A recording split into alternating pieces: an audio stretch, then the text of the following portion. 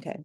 Hello, my name is Sophia Brown, and sitting here chatting with me today is Miss Tina Lancaster. Currently, she is an instructor at the College of Innovation and Design at Texas A&M Commerce, and she teaches within a couple of programs, I think about three, including general studies degree. And she is very passionate about the writing of higher ed. And this is Sophia Brown, and I'm Tina. She is a special education and dyslexia specialist in Plano ISD, and next year she's going to be a middle school dyslexia therapist. And I don't envy her at all. Hey, it's saying we both have hard jobs, different ends, right? All right, so welcome to our podcast where higher ed writing and K-12 literacy sit down and have a conversation about our specific learners. And so I just want to first start off with you, Tina. I think that the AI piece is huge, right? Just in general. And then the way that you went in and started to question how you could use it to support your adult learners, I think it gave a different perspective, especially like right now, because it's such a new topic. And I'm pretty sure it's hard to find literature that has already been written because right now the research is being done Sure. for, there's some out there, but the research is being done for the stuff that you have questions about. And I also think it's just really dope that you were able to use your current students, like so many of us are having to, and I can too, like, and I mean, I can make some applications, but I think it's awesome that you are able to like really have in the moment real research to be able to talk about. So when did you first find out that or think about this as being a true problem of practice? And if you could just tell us more about it. Well, it's been a problem of practice for several years. I've been teaching this course either 5 or 6 years. I've struggled with it. I've reorganized it. I changed how their topics are chosen. I allow now the students to choose their own topic about their future careers. And the writing is poor. The student engagement is worse. So I thought I would tackle the writing and APA formatting. So AI, I have been going to school on AI since they started providing it for us. Yeah. And I wondered if we could use AI somehow to help them improve their writing. Mhm. So I have done that and didn't see a lot of difference. All I let them do was choose their topic and narrow their topics. I did see they're more interested in their topic. Um, but it didn't improve the overall grades at midterm. And at midterm, I had a 37% failure rate. Wow. And yeah, and it's just terribly upsetting. It makes you question everything you're doing. Yeah. So you and I went toward the same framework, the experiential framework, and then you also have chosen the transformative framework. And I Mhm. wondered why. So mostly because once I was really looking at it, so my problem practice focusing on teacher effectiveness and executing and implementing response to intervention and literacy with fidelity. It really I wanted to think about how we could transform what is happening because we can't keep doing the same thing, right? So when Mhm. I thought about it, I was like something transformative. And because right now, with 32% of our fourth graders being proficient readers in the state of Texas, like that's not okay. That's 2022. That's not 2019 data. That's not 2020 data. That's 2022 data. And then nationally, 37% proficient readers. And then you start looking at the marginalized groups and all the way we're servicing those and how we are failing at narrowing those disparities. And so in order for us to make change and be like have a complete metamorphosis, you have to be transformed. So when I started to look at that and I started to look at experiential with Valgasti and Keb, or that's his name, right? I always mess his name up. And all the way back to Oh, Dewey. Kolb. Cold, yes. Kolb. I always say Keb. I'm sorry, Dr. Kolb. But and Dewey, absolutely. Like I wanted to see how I can pair those together. And I thought they went well together because one, you can't let go of the transformation of your pedagogy and your art, right? And in order for you to change the trajectory in your classroom, you're going to have to change what you're doing. And in with that, we're going to have to change what we do for our teachers, like the support, and it's not there, and people don't want to like really call the elephant out in the room because they don't want to take responsibility, and they think that implementing a change means there's a fault. No, we've identified a problem, let's respond. It's not a Sure. bad, like you failed. No, Yeah. so I just thought that the transformational and associate with the base being that sociocultural constructivist theory, there using those to intertwine, we'd be able to meet the needs of the whole idea, right? Good. Yeah. And I understand your learners are also adults. Your learners are your public school teachers, right? Right. So originally, it's crazy that when we first had our breakdown of who our learners would be, I looked at the students, I looked at admin, and I looked at the teachers separately. And as we started interviewing, and I realized that, wait a minute, the problem truly is not, or the problem of practice we need to tackle first, because this is layered. The one we need to tackle first has to start with the adult in the room. Okay, And that's a good idea. we have to, like, even within, looking at what you're doing, right? I thought about your question and I listened to like your problem with it, right? I wonder if with yours, where you talked about that self-directed learning and motivation is a big piece in that, right? What could you attach to that choice that you gave? Okay, you picked the topic. What else could you attach to that would motivate an adult? Well, I'm honestly looking at self-regulated learning. After I get through with this and self-directed learning, which puts all of the responsibility on the learner, self-regulated learning includes that teacher creating the environment and the activities. And I'm honestly not real sure how to motivate them further. I have some plans. I didn't cover them all in the paper. We are going to use AI. We're going to use the equivalent of a Jamboard instead of discussion post. I just transferred to that this morning. And I'm going to do a series of TikTok type videos Mm-hmm. to try and engage them and motivate them. And then I'm creating badges. So every milestone, not only will they get a grade, but they're going to get a badge. Some of those kinds of things, even though they're adults. I love getting my certificates and my badges and all those kinds of things. Yeah, and So I think hearing you say that, I'm looking back at something you wrote, and that links to that. I know that we approach the experiential piece differently, a right? little bit, But yeah. I think that we both still have valid points in there. And Mhm. because you are learning by doing, right? So those students having multimodal options to submit the assignment, multi-platforms to be able to have discussions and collaborate, that's going to be major because in order to get them moving and going, every piece is going to have a movement, a learning by doing Yes. thing.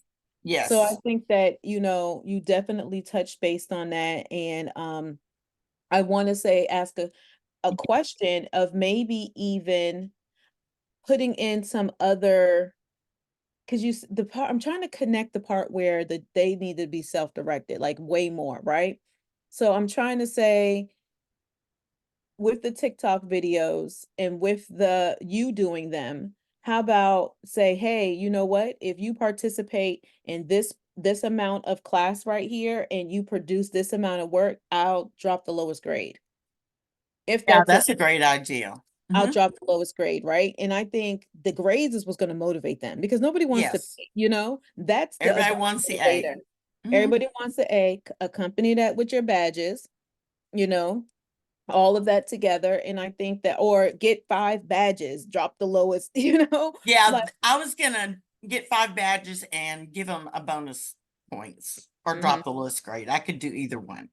I mean, They either really way. are motivated by bonus points. Well, there you go. And I There. started in experiential learning when I read about it. And then I also did validate it because I told you I thought I was going to have to start over. Well, I found on my phone an article that said the learner could enter that circle at any point. Mhm. And so when I read, I immediately thought it was the thinking phase that needed to come first. Obviously, they need to go around and go back to thinking, You're gonna but get there. that conceptualization. And so I provided them with my own AI literature review. And it served two purposes. It gave them information on ChatGPT, and Mhm. then it also gave them an example of a literature review. Yeah. Yeah, and then I moved them to the prompt engineering piece. Mhm. And then they used AI and gave me that feedback. And then they selected their topics. So it was a positive experience. It just didn't have the impact on their writing that I hoped it would. So, with that being said, when you think about the adult learner and, the methodology that's needed, because, our research questions are supposed to drive our methods, it, Yes, and so when you look at the adult learner and your research is going to really be heavy on everything we're learning in this class, and absolutely.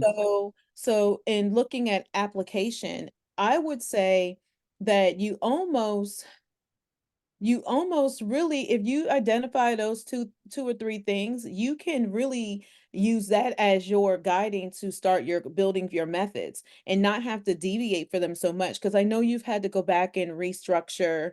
I really think you're way closer than you once were, and you're like, I feel like you're right there. And you in reading this and compared to me hearing, and I think you're seeing your writing before about it, this is awesome. Like, I think now you actually have the, what is it? The data, now Yes. we have the themes. Like, now we're able to kind of like digest what we are reading.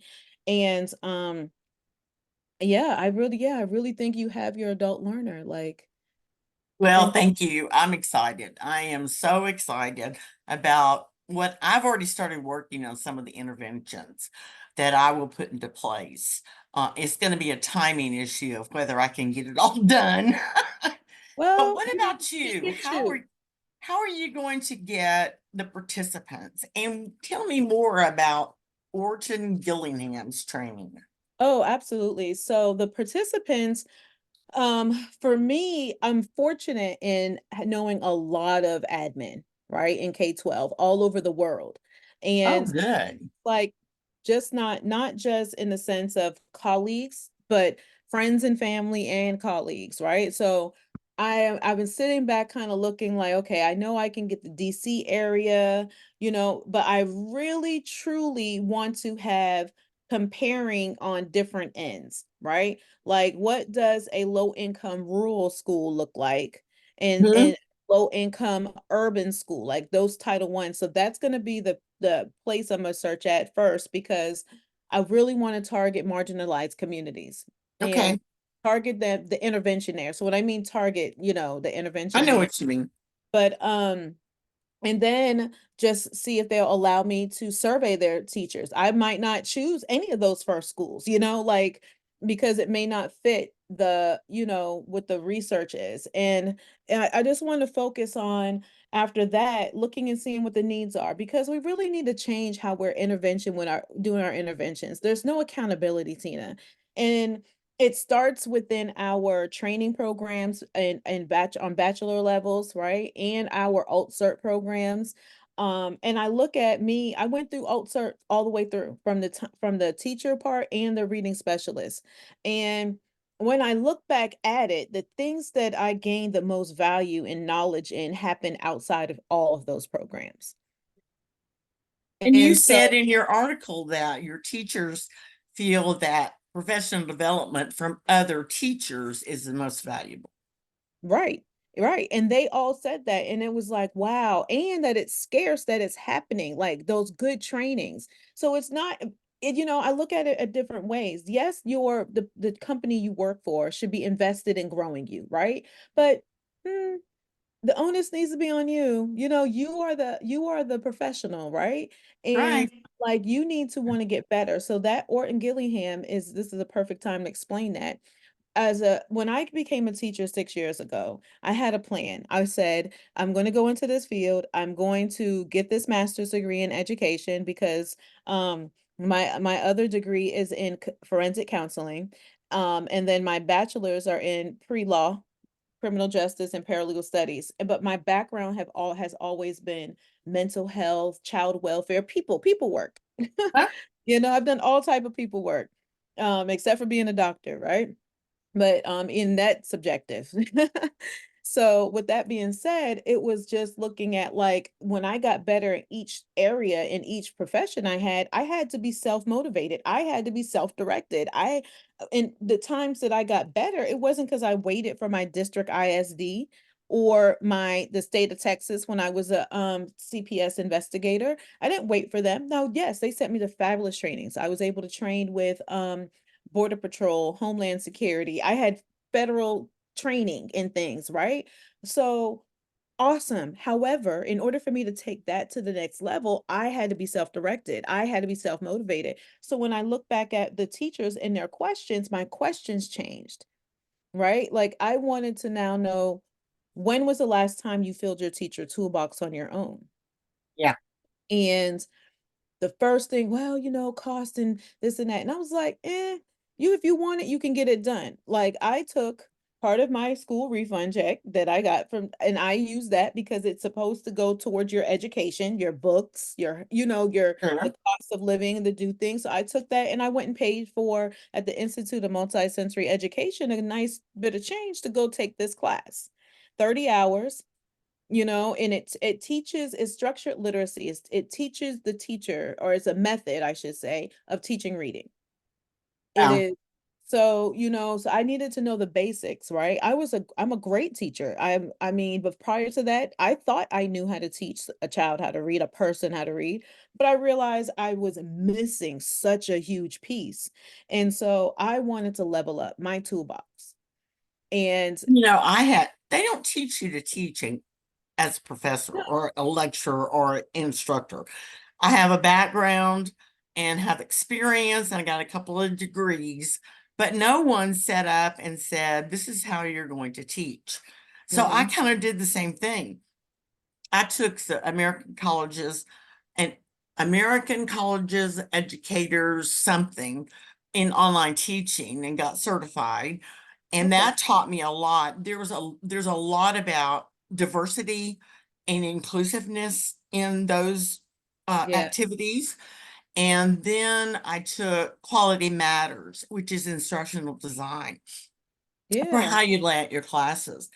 But Sophia, I still didn't feel like I was reaching my students. And so I and I was frustrated. And I was frustrated with my own teachers because teachers in the College of Science and Engineering don't know how to teach. And so this degree has opened my eyes to not only what I can do, so much more is Right. available now just with these 2 semesters. And then the examples we have of teachers. I was Mm, at a reception yesterday afternoon and I was telling them, I said, I have real teachers now.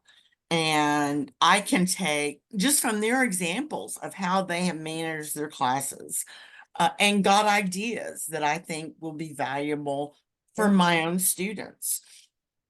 And so I didn't have good luck with getting participation, and that's why I moved to the look at self-directed learning.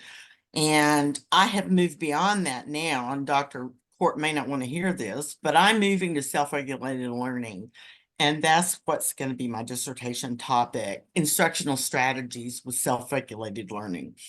Yeah, I mean, she And be her disappointed. She's gonna love that because now you are, you know, now you've got it. We're not married to any of these things. That's the best part about transformative things, right? It's for you to be metacognitive.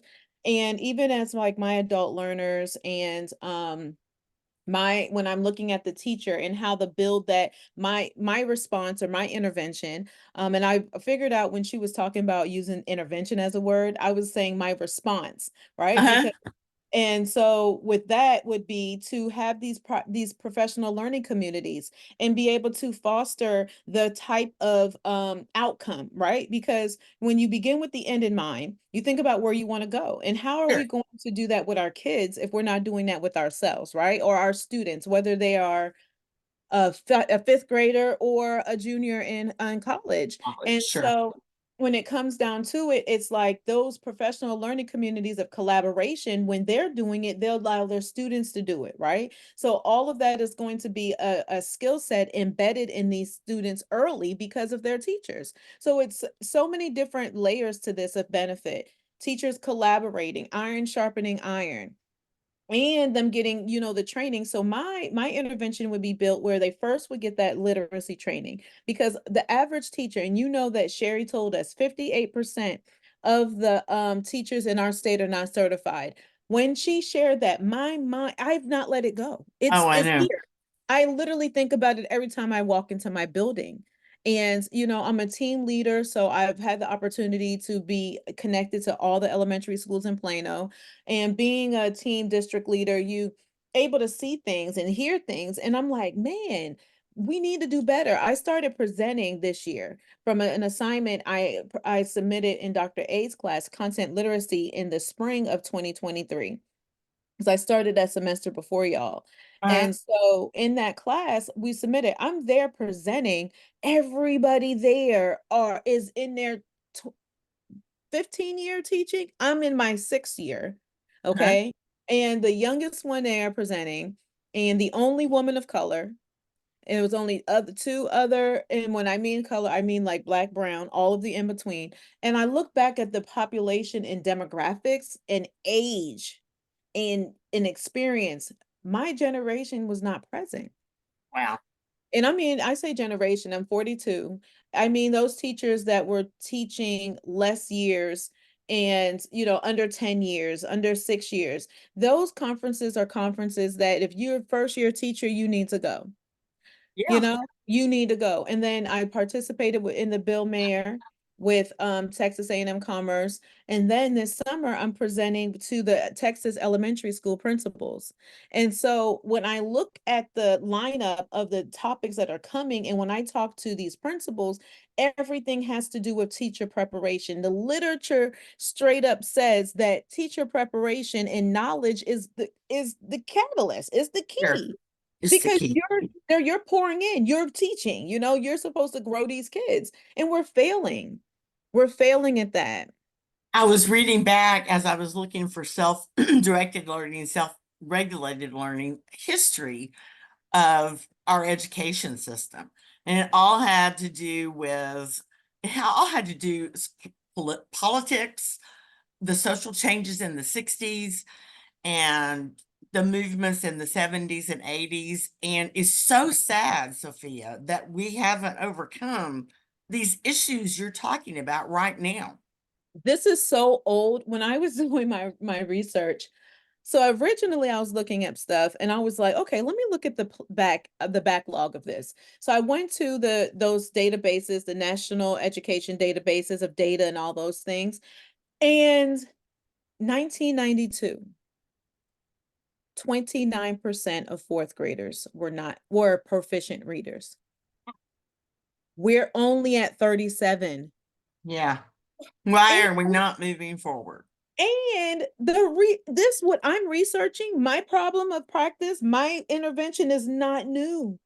I'm not doing anything like new knowledge, right? The only part that I'm adding that is not in there, that's missing, is the accountability. Yeah. We need accountability and peace because adults do not respond well to without that accountability attached to it. Sure.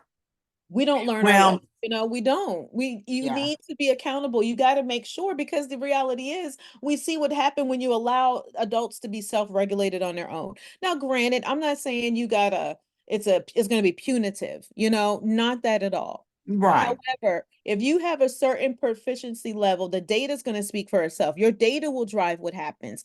Create bands to where this is needed for this data, just like we do a response to intervention plan, tier one, tier two, tier three. That's what it needs to be across the board, and it needs to be federal. That part needs, you want this Title One money? You need to have this in place. You want this Title Three money or whatever money? You need to have this system in place. How you execute it will be on you. That's the autonomy, right? That's Sure. the autonomy. And so because I sit back and I look at my colleagues, Tina, and I'm not the best teacher in the room, right? I love the fact that I have growing. I have to grow. If I stop growing and learning, then what? Sure. And so I like the fact of being able to have the accountability, right? I'm not, and I like to sit back and see what other people are doing. That's why networking is so important. Yes. That's why it's so important for us to have those PLCs, those professional learning communities, but we have to have a plan and we have to still honor the back part, right? But we, as the older veteran teachers, they're going to have to try to come down and train and pour into the younger generation of teachers. Yeah. Nobody wants to put you to the on the shelf and you're gone. You did your job. Let's keep the energy going. And the reason a lot of people are burnt out, they're overworking, not just because we don't have trained teachers in the classroom. We don't have the love for it anymore. So now we got to go back to the basics and revamp that. So that's why I said there's so many layers to what I want to do. And I Sure. have to start with that one piece, right? Like, and Yeah. that's And I'm finding the layers with mine too. My first thing is engagement, and I got to figure out a way. And that's when my little short videos are going to come in, the TikTok videos. I got to kind of way to get them to log in and then log back in. yeah. And then new technologies appeal to me, particularly my background is computer science. And so I love new software and new technologies. And I'm going to allow them to use more fully ChatGPT. I'm going to have them put their introduction in and have it graded against the rubric I give them. And then they have to come back and edit it and answer the questions, double check the references, those kinds of things. And they're going to be short activities. Giving them a syllabus that's got 11 pages is like, forget it. They're Mm, not going to read it. mm, And the best outcome for me is to change that midterm grade from mm, 37% failing to very few failing. And I mhm. tell my student, if you submit your work, it's very easy to pass my class. Mhm. So I think you and I both are on the right track. And I'm so excited about what's coming, what more there is to learn. I'm almost afraid to start doing too much yet, Yeah. because I'm like, oh, I'm gonna learn something else new. Absolutely. And I'm and gonna the want to do same. it. Like, I think that had I not taken this adult learner class and had the time to sit down and think about that, I might have not been able to narrow down what I've done and Sure. really feel way more passionate about it. Like, I mean, me going into this new role, I'll still be able to do my learning, my teaching the reading part, right? So I'll still have that craving. And actually, it's a 2-year program and it's through Scottish Rite. My district is a training center for them. Oh, And great. yeah, through so the Institute of Multisensory, like the main people who give you the certification for your certified academic language therapist that makes you that piece nationally, it's a 2-year program. So I got accepted into the Plano program for that. Excellent. Yeah, and so that aligns with graduation for me. Great. So I'm like, that's perfect. Everything will be add all the letters at the same time. And then Yeah. another thing, within this class in the connection with Dr. Miller's class, um, I think the data part is my biggest takeaway from both of these, and the themes, right? So that Yes. qualitative, and looking at it from that qualitative, like a real qualitative lens. Because Right, what where it's I really rich. what I thought qualitative was, what is the basic definition, right? But what I really wanted to like, and I it was when I go back to my literature review, it was something in here that made me really realize what my true qualitative will be. And it's when, so basically, so when I said this literature review explores how integrating transformative pedagogy and experiential learning can empower classroom teachers, we examine the theoretical foundations, practical applications, and benefits of this synergy. So in thinking about having to look at themes within our adult learners, what that look like, and then looking at our methods and seeing how to pick that data apart and where it applies, I think these two classes made things make sense. Yeah, Like for me as well. it began to like, oh, this is what the dissertation, and is crazy because when I think about what we're doing in our as adult learners in our papers, and I think about the dissertation piece, how much less stress would it be if we actually apply these theories right now that we're both talking about to our degree program? Oh, absolutely. I mean, so when you can put those real world applications in your own life, I think that's when you know that, oh, aha, I got the class, like, Yes. Yeah. and I'm thinking about the dissertation piece, the components of it, everything that we've learned. I'm like, we literally could be doing our literature review for our theories right now. I've started working on that, as a matter of fact. I'm Like, also working on my videos. I plan to get my IRB approval in fall. oh, And same, if same, I can get all of my changes, my interventions, I've got a list of them. Dr. Miller said I could wrap all that into coursework and I could start my research next spring, same. That's what I which want. times Yeah, out perfectly to graduate on time. yeah, So yeah. And I have a ton to do. next summer I won't have to take any classes. So that'll be my time to really organize all the literature, get everything, see what I need, kind of make my list, turn my back wall into a big sticky board, and Yeah, so I mean, I was telling Dr. Miller, I work totally electronically. yeah, Now I printed out my questions for you, but there's hardly any printing done in my house.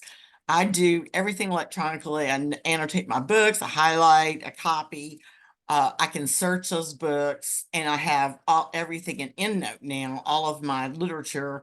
And I'm going back and trying to tag that better and make research notes about these various articles. yeah, So I'll have a sticky note board, and I've got finally learned how to build concept maps and show how you link them all together. So yeah, I'll have my concept map online. But yeah. I I think mean, you've I got a do great both. thing going. I'm so Yeah. excited for what you'll and your wonderful outcome. What's the best outcome for you? Well, and within this, I would say the best outcome would be the change, right? Yeah, Like actually seeing where that we're not 37 as a nation, we're at 73 as a nation, sure. So that's going to be the end outcome. And then also within that, building a stronger educator, like just really feeling empowered and revamping how we fill our toolbox. And I just think that, the teacher toolbox is different now than what it once was. And that we have to change how we're looking at that. And accountability is the biggest part. We got to be held accountable, not just teacher level, admin level, in the building, out of the building, state, federal, all of the pieces, right? A parent, everybody, all stakeholders that have interest, because we we can't, we're going back, we're not going forward. And these kids are coming to you at on a college level not being able to write, not, not having the stamina, not having the willpower, not having the engagement. And that's starting now. Like we're just, I would love to Yes. tell you that you're about to see it get better, but looking, if we don't change what we're doing, it's not going to get better. Yes, And I feel the same way. I'm so surprised how much linkage there has been between K-12 and higher ed. We're battling the same problems, just at different levels. And I think it's exciting that you and I are both using similar frameworks. Um, and then we're applying it to ourselves. I'm definitely a self-directed learner. And I'm taking all the Adobe classes this summer. Some of oh, one. you will love it. Sign up for the Adobe Educator. That's what I am. Yeah. Mhm. On the thing. See, I got certified I'm at level, I did level one, level two. Um, I was starting level three. I need to log back in. And then I did the Google Educator one and two at a personalized learning campus Mhm. before. And then I just started doing all those. So I've been, yeah, yeah, it's awesome. You'll love I it. know. I'm And looking forward to it. yeah. Well, Sophia, this has been a wonderful conversation, Yeah, and I've learned talk all lots day. from you throughout the semester. Yeah, same, same, same. And we just want to thank our listeners on today. We know that we talked about a lot, but we just generally hope that you take away the biggest piece is that you are the adults and you should be self-driven, right? No matter what area it is, it's going to benefit you. It's not going to harm you. Anything attached to you is going to grow from it. So we hope that it intrigues you to follow us on our journey when AI is now used as a tool more than a escape out, like what it really can do for people. I'm so excited to see what you do in transforming the higher ed landscape of learning. So thanks, everybody. All right. Thank you.